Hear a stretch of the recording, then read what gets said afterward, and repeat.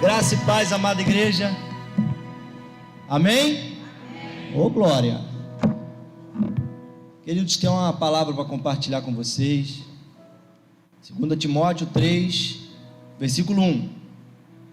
Saiba, porém, que nos últimos dias haverá tempos difíceis, pois os homens amarão a si mesmos, serão gananciosos, arrogantes, presunçosos, blasfemos, desobedientes aos pais, ingratos, ímpios, sem afeição natural, incapazes de perdoar, caluniadores, descontrolados, cruéis, inimigos do bem, traidores, inconsequentes, orgulhosos, mais amigos dos prazeres do que amigo de Deus, com aparência de religiosidade, mas rejeitando-lhe o poder.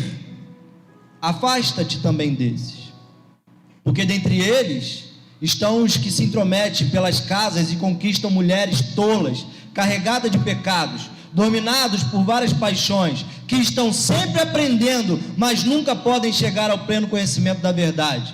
E a semelhança de Janes e Jambres, que resistiram a Moisés, eles também resistem à verdade. São homens de entendimento corrompido e reprovados na fé, mas eles não irão adiante, pois sua insensatez será revelada a todos, assim como aconteceu com aqueles.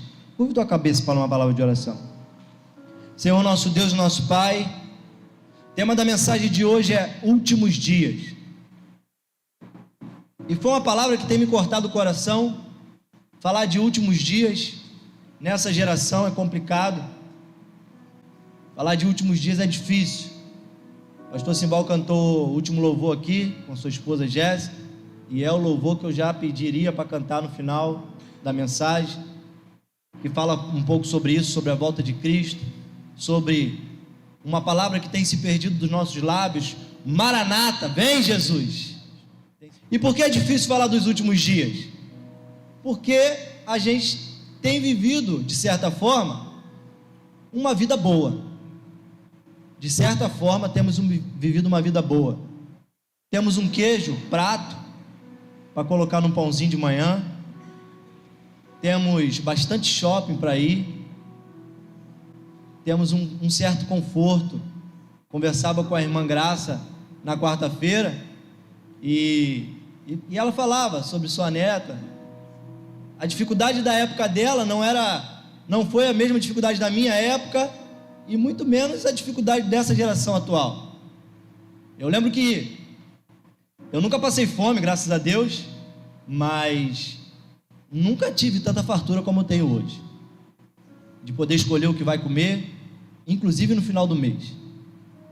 Inclusive nas férias, tínhamos que catar latinha para comprar pipa e linha. Quem viveu essa época? Hoje, o meu sobrinho tem um quartinho cheio de carretel de linha, cheio. Eu tenho um amigo do quartel que ele gasta R$800 por mês de pipa e de linha. A nossa vida está boa, irmãos. A nossa vida está boa. E falar de últimos tempos, nesse momento, é um pouco mais difícil. A gente tem internet, a gente tem muitos sonhos, muitos planos, muitos projetos. Mas se você pegar o ministério de Cristo, o ministério de Jesus, ele falou amplamente dos últimos dias. Você não precisa abrir. Em Mateus 24:37, ele vai falar justamente de tempos que pareciam os tempos como de hoje, e que parecia como os tempos de Noé também, ao qual veio o dilúvio. Eram tempos onde os homens casavam, davam-se em casamento, viviam os prazeres da época, e de repente veio o dilúvio. Ele vai falar também em Mateus 24:6 que o tempo do fim, os últimos dias, haveriam guerras, rumores de guerras, fome, terremotos. Mas às vezes você vai conversar isso com alguém e a pessoa vai falar assim: pô, Bruno, você mesmo acabou de falar que no tempo de Noé aconteceu isso, e no tempo que Jesus falou isso, já tem muito tempo. Pô, mas que últimos dias são esses que tem tanto tempo assim? Já ouvi falar isso. Só que tem um detalhe quando Jesus fala isso. Quando ele fala, haverá guerras, rumores de guerra, fome e terremoto, ele diz assim: mas não se espantem, porque esse é o princípio das dores. E esse é um detalhe que faz toda a diferença. Por quê? Mateus escreveu esse livro no ano 50. Jesus provavelmente falou essas palavras no ano 31, ou 32, ou 33, que foi o tempo do ministério dele. Mas essa frase, princípio das dores, faz toda a diferença. Por quê?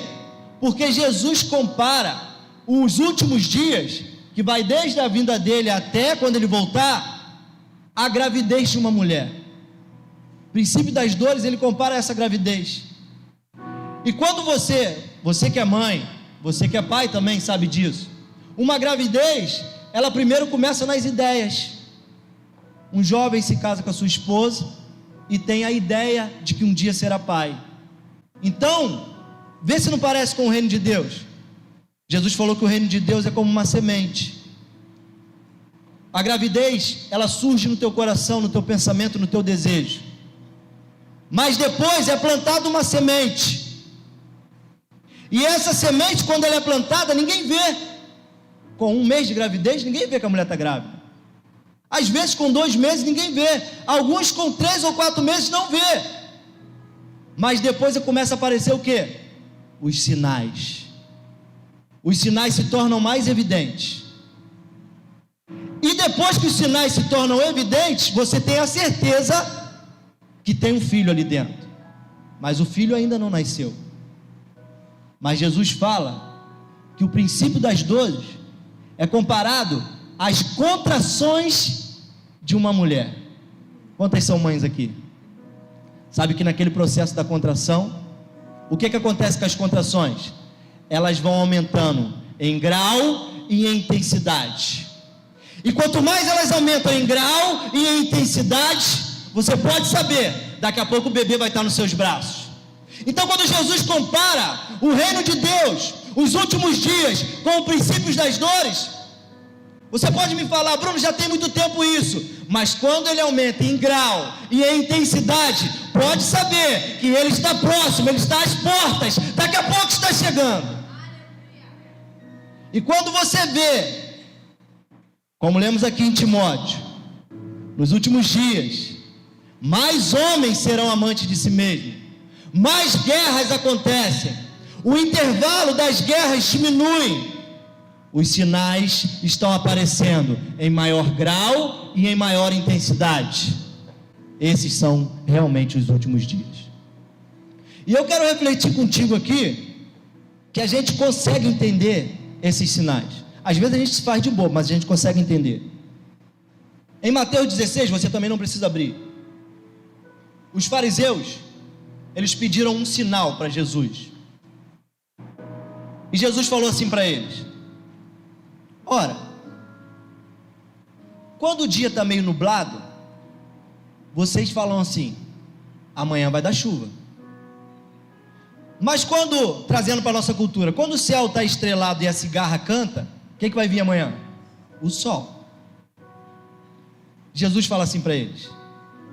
E Jesus fala assim para nós: se vocês sabem discernir o tempo, como vocês não conseguem discernir os sinais dos tempos? Em outras palavras, Jesus estava falando para ele assim: vocês sabem que são os fins dos tempos. E ele diz assim: uma geração incrédula e perversa me pede um sinal, e eu não darei sinal algum.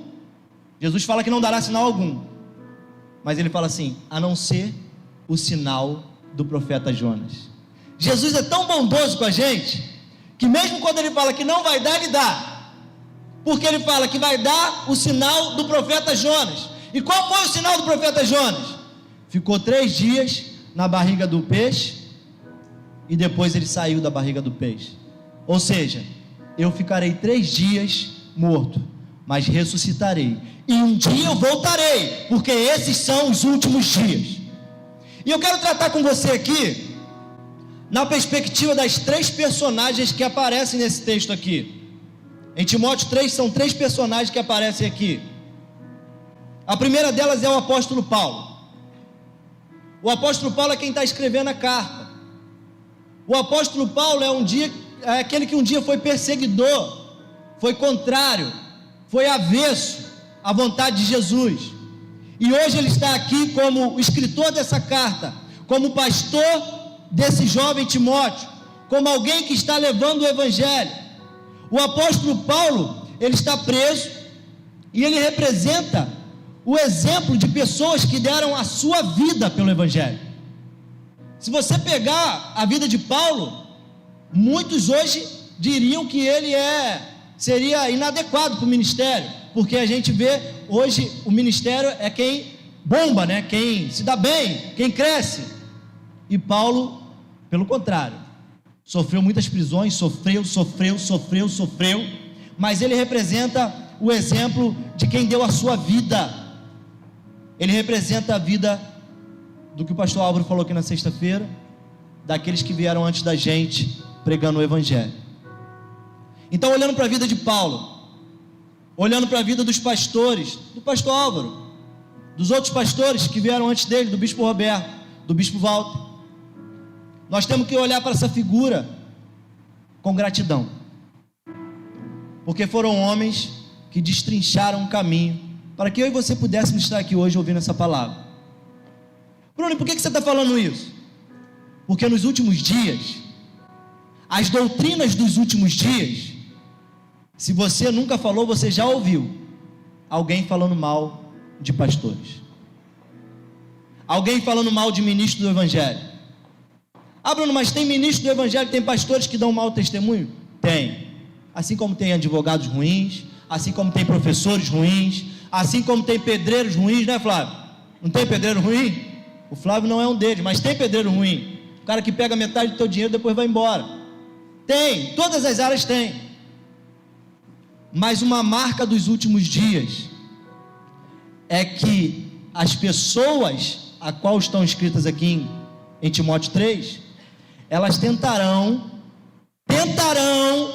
desfazer qualquer figura boa de autoridade sobre nossas vidas. Estão fazendo isso com pais, estão fazendo isso com as famílias, estão fazendo isso com ministros do evangelho. Essa geração que lá em Hebreus 11 vai falar que são os heróis da fé, homens que foram cerrados ao meio, homens que deixaram sua família. A respeito de Abraão, Deus diz: você foi justificado pela fé, porque saiu do lugar que eu mandei você sair e para uma terra que você nem conhecia. Irmãos, você já se imaginou um dia na pele de um pastor? Já se imaginou? Porque falar mal é fácil. Agora você está aqui estudando, se debruçando na palavra, você está aqui fazendo gabinete. Quando ninguém está vendo, o pastor está lá atrás atendendo famílias destruídas. Quando ninguém está vendo, o pastor está lá nas madrugadas orando pela sua família. Quando ninguém está vendo, o pastor está preso escrevendo cartas. Quando ninguém está vendo. Então eu não aceito, gente, que ninguém fala mal de pastor, nem de igreja. Se falar mal de pastor e de igreja, ah, Bruno, é porque você vai ser pastor um dia? Eu nem sei se vou ser. Ah, Bruno, é porque você prega? Não é, porque antes de pregar eu já não gostava. E o desafio que eu sempre faço para as pessoas que falam mal de mim, falam mal de pastores ou de igreja perto de mim, eu faço a seguinte pergunta: se hoje, ao dormirmos, todos vamos dormir hoje, à noite, e amanhã, quando acordássemos, não ter mais igreja nem pastor na face da terra, acabou pastor, acabou igreja, a terra seria um lugar melhor ou pior para se estar? Acabou o ministro do evangelho, não tem mais pregação, não tem um lugar como esse para a gente congregar. O mundo seria um lugar pior ou melhor de se estar? Se as pessoas responderem sinceramente, vão responder que seria um lugar pior de se estar. Porque a igreja, irmãos, a igreja só prega coisas boas. Dentro da igreja tem gente doente? Lógico que tem. Lógico que tem. Mas dentro da igreja só se prega coisas boas. Tem a igreja que dá mau testemunho? Tem. E alguns falam assim: ah, mas os pastores são tudo ricos hoje. Eu desafio também você que fala isso, que pensa isso, ou que já pensou, fazer uma pesquisa em Queimados, só em Queimados, e descobrir quantos pastores ricos que tem em Queimados e quantos pastores pobres que tem em Queimados. Eu te desafio. Então, a primeira figura aqui, extrema importância nesse texto, é o apóstolo Paulo, aquele que desbravou o caminho para tantas outras pessoas que vieram. E a segunda personagem é a geração que o apóstolo Paulo vai descrever aqui. Uma sociedade, a nossa hoje, pragmática e materialista. O que é isso, Bruno? Pragmática. Você já ouviu uma frase assim? Não devemos fazer o que dá certo, devemos fazer o que é certo. Esse seria o real, esse seria o legal. Mas uma sociedade pragmática, ela procura fazer o que dá certo, mesmo que não esteja certo. Se eu vou praticar uma coisa e vou me dar bem, não importa quem eu estou ferindo, eu só quero me dar bem. Uma coisa que alguém fez e deu certo, eu vou repetir aquilo, mesmo que eu tenha que passar por cima de alguém, mesmo que tenha que burlar uma lei aqui, mesmo que tenha que dar um jeitinho aqui. Isso é uma sociedade pragmática. E uma sociedade materialista, que coloca todo o material na frente do espiritual. É o que Paulo está descrevendo aqui que vai acontecer. Pois os homens amarão a si mesmos, serão gananciosos, arrogantes, desobedientes aos pais, ingratos, ímpios. Em Romanos vai dizer que Deus se manifesta do céu sobre toda injustiça e impiedade. Injustiça é quando eu pratico pecado contra alguém, impiedade é quando eu pratico pecado contra Deus. Nos últimos dias haverão homens ímpios que praticarão iniquidade contra Deus. E ele está falando dessa geração. E essa geração vai gerar tempos difíceis. Por que tempos difíceis? Porque os homens serão difíceis. Quando as coisas são difíceis, as pessoas se tornam mais fáceis. Quando as coisas são mais fáceis, as pessoas se tornam difíceis. Na pandemia a gente viu que a galera ficou mais de boa, né? A galera ficou mais doadora, a galera ficou mais educada. É por quê? Porque parecia que a coisa estava apertando. A gente se voltou ali para as orações, se voltou para Deus. A gente pensou que Deus já estava à porta. Mas quando a coisa afrouxou, as coisas ficaram fáceis de novo. E quando as coisas ficam fáceis, a gente se torna mais difícil. Então essa geração é uma geração pragmática e materialista.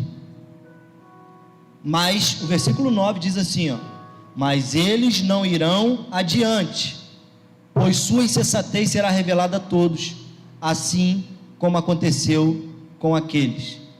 E o que fazer então? Em Atos 2:38, quando Pedro prega o sermão, quando Pedro fala assim, ó: Jesus morreu por causa de vocês, Jesus foi crucificado por causa de vocês. Eles escutam a palavra e falam assim: o que faremos então? Pedro fala para eles: arrependam-se, sejam batizados e salvem-se dessa geração perversa. O convite do Espírito Santo para nós nessa noite é para que nós nos salvemos dessa geração perversa. Não se engane, meu irmão. Aqueles que pensam que não estão em Cristo não estão neutros, porque se não estamos em Cristo, estamos no mundo. E se estamos no mundo, o amor de Cristo não permanece em nós. É o que disse João na sua carta. E existe uma guerra ferrenha todos os dias pelo seu e pelo meu coração. Sabe por que existe uma guerra pelo seu e pelo meu coração? Porque aonde está o seu tesouro, está o seu coração. Então, se o seu coração está em Deus, o seu tesouro está em Deus. Se o seu coração está nas coisas desse mundo, você vai se tornar ganancioso, arrogante, presunçoso, desobediente aos pais, traidor, inconsequente. Bruno, mas eu não sou nada disso. Mas a geração vai aumentando em intensidade e em intensidade. Hoje você não é, mas se você não se render a Cristo, você será. Porque um abismo chama outro abismo. E é sobre essa geração que Paulo está falando. Existe uma guerra pelo seu coração. Onde está o teu tesouro, está o teu coração. E a última personagem que ele cita aqui é Timóteo. E ele escreve essa carta para Timóteo. Ele fala um monte de coisa legal aqui de Timóteo. No capítulo 2 ele vai falar: tu porém fortifica-te na graça, você ouviu muitas coisas de mim. E quem é Timóteo aqui? Timóteo é a nova geração. Timóteo é a geração que já foi evangelizado, já foi ensinado, já foi reensinado e já foi profetizado. Por quê? Timóteo era neto de crente, filho de crente, e Paulo ainda coloca a mão na cabeça de Timóteo. Timóteo sou eu e você, que está aqui nessa noite, e já tem mais de 5 anos de igreja. Você já faz como a Nani falou, você já vem para a escola bíblica, você já sabe a obra que Deus tem na sua vida. Deus já te falou o que você tem que fazer.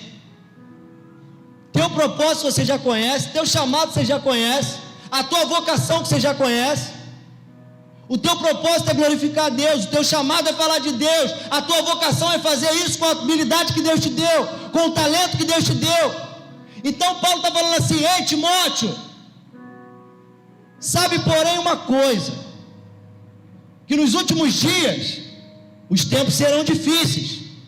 Ei Timóteo, os tempos serão difíceis, mas se mantém firme na palavra, se mantém firme na presença. Ei Timóteo, para de esquentar a cadeira, Timóteo. Ei Timóteo, vai para a rua, Timóteo. Ei Timóteo, não se intimida por causa das coisas que estão acontecendo, Timóteo. Ei Timóteo, não olha para o mundo como querendo estar com eles. Paulo fala assim para ele: fuja deles, estejam com eles, mas sem praticar as obras deles. Isso eu lembro de Asaf no Salmo 73, porque Asaf era alguém que se mantinha puro, é alguém que se mantinha fiel, mas quando ele olha para os pecadores, ele fala assim, depois você lê o Salmo 73 em casa, os ímpios, eles são sempre saudáveis, eles comem churrasco todo final de semana, eles não têm falta de nada, eles são felizes, eles são alegres. Os ímpios vivem assim, assado e assado. E aí ele mesmo, Asaf, quando ele entra na presença de Deus, ele fala assim: quanto a mim, meus pés quase resvalaram, porque eu olhava para os ímpios e tinha inveja deles. Sabe por que isso acontece? Porque quando acontecem tempos difíceis, os nossos olhos pensam em olhar para trás. A gente, na nossa carnalidade, quando o cerco aperta, quando vem as dificuldades, quando vem tempos difíceis, a gente tem a tendência de olhar para trás. E mesmo que já fomos ensinados, reensinados, profetizados, a gente pensa em olhar para trás, como aquele povo no deserto. Imagina, irmãos, a última praga, a morte dos primogênitos. Os filhos de Deus saíram do deserto cantando ao Senhor. Imagina que festa que foi aquilo. Eles saíram de mais de 400 anos de escravidão. Você saiu da escravidão por causa do nome de Cristo. Você está sendo ensinado por causa do nome de Cristo. Você foi liberto das prisões por causa do nome de Cristo.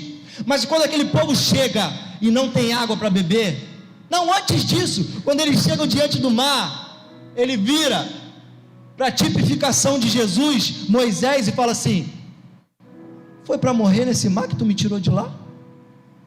Foi por falta de sepultura que você nos tirou de lá. Tempos difíceis nos fazem querer olhar para trás. Tempos difíceis nos fazem querer retroceder. Mas Paulo não desbravou esse caminho à toa.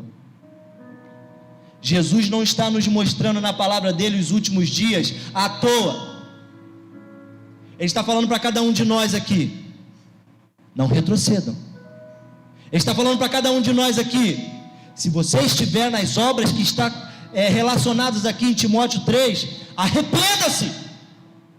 Se você já tem um propósito na sua vida, se você já é um filho de Deus, Timóteo, ei Timóteo, se mantenha firme naquilo que tu aprendeu da tua avó, daquilo que tu aprendeu do teu pai, da tua mãe, daquilo que tu aprendeu de mim, Timóteo. Se mantenha firme nisso, não olhe para eles como quem querendo estar com eles, mas prega a palavra. No capítulo 2, versículo 15, ele fala assim, procura te apresentar diante de Deus como obreiro aprovado, No capítulo 4, versículo 12, ele fala assim, ó, pregue a palavra, esteja preparado, a tempo e fora de tempo. Ei, Timóteo, não desista daquilo que você aprendeu, Timóteo. Desperta, igreja. Os últimos dias estão aí. Jesus falou em vários momentos, e Paulo, exortando a Timóteo, está falando aqui agora. Os dias serão difíceis, porque os homens serão difíceis. E o apelo do Espírito Santo aqui agora, nessa noite, é que você entregue seu coração totalmente a Ele. Aqueles que ainda não entregaram, entregue totalmente seu coração a Ele. Fujam dessa geração perversa. E o apelo de Deus nessa noite é com você também, Timóteo, que você sabe o que tem que ser feito. Já te falaram, o Espírito Santo já te falou o que você tem que fazer. A tua avó te falou o que você tem que fazer. O teu pai falou o que você tem que fazer. O teu pai na fé falou o que você tem que fazer. O Espírito Santo falou o que você tem que fazer. Mantenha-se firme naquilo que você aprendeu, Timóteo. Em outras palavras, como se o evangelho fosse uma corrida de passar bastão, uma corrida em equipe, Paulo está entregando o bastão para Timóteo. E é como se o Espírito Santo estivesse te entregando o bastão aqui agora, nessa noite. Se mantenha firme naquilo que você aprendeu. Fuja dessa geração perversa. Salvem-se dessa geração perversa. Os últimos dias estão à porta. Ele virá no piscar de olhar. E aqueles que tiverem suas vestes lavadas e remidas, aqueles que tiverem dado ouvido à sua santa palavra, subirão com ele para a glória. E receberão: vinde benditos do meu Pai, porque já está preparado um reino para vocês. Curva a tua cabeça para uma palavra de oração.